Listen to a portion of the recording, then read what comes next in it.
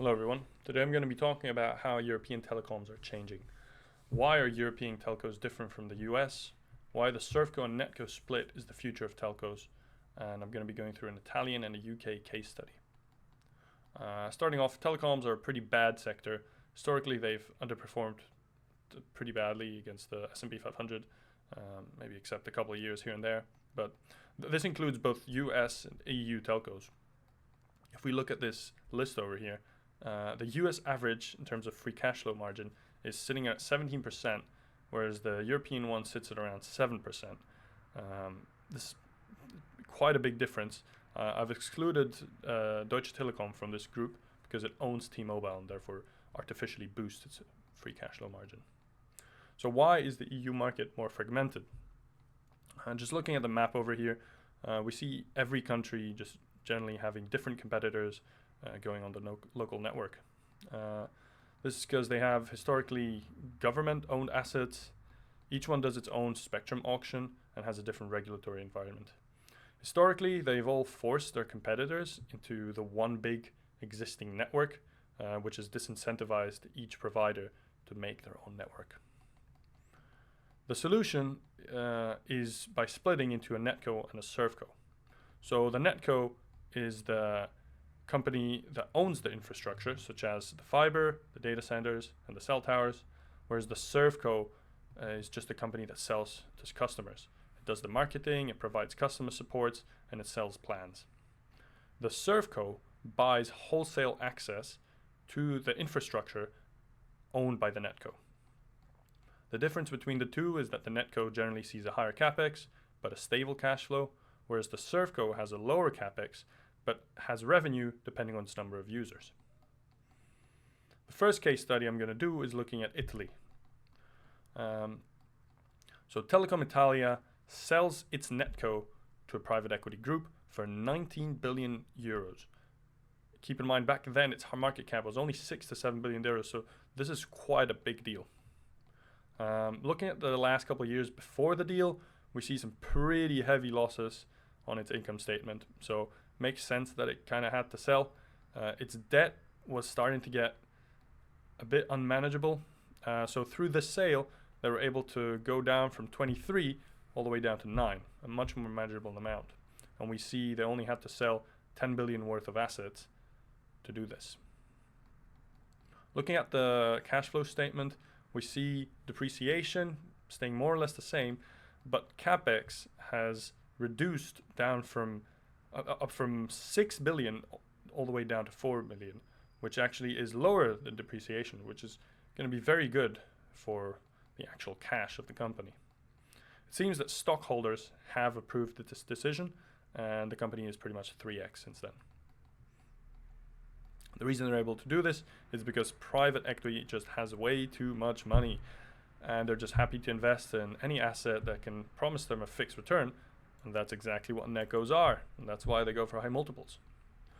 Another thing to keep in mind is how this split allows for a higher leverage and better bond rating. Over here we see some sectors like cell towers and utilities. They have a much higher debt to EBITDA range than telcos, both US and EU telcos.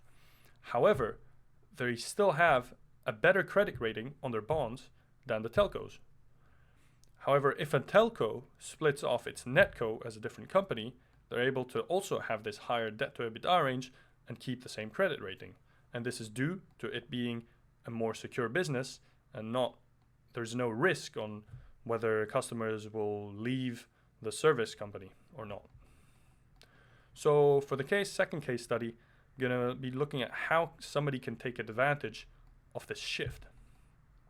Looking at the UK market share, we see it's mostly owned by BT, Virgin Media O2, and Sky.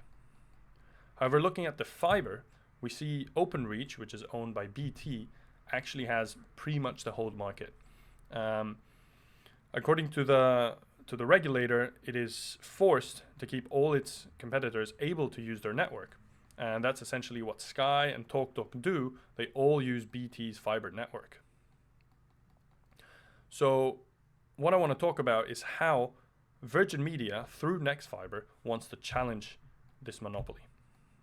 So Virgin Media is a joint venture by Liberty Global and Telefonica. Nexfibre is also a joint venture by Virgin Media and Infravia, which is a private equity company. Only recently, it has put out a deal to buy out Netomnia for $2 billion.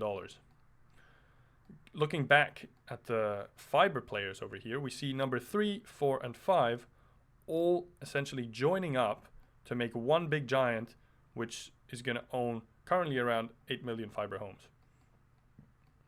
Looking at the plan, it's quite complicated, but it's actually very genius. So let me break it down.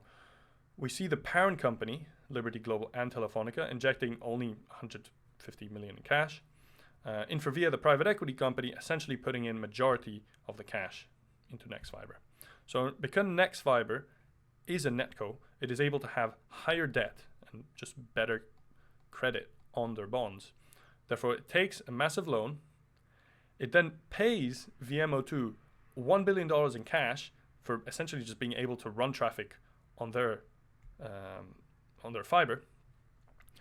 And then alongside buying Netomnia, it also injects $1 billion in cash to also, for them to invest in their fiber network and to be able to put traffic on their 3.4 million fibers.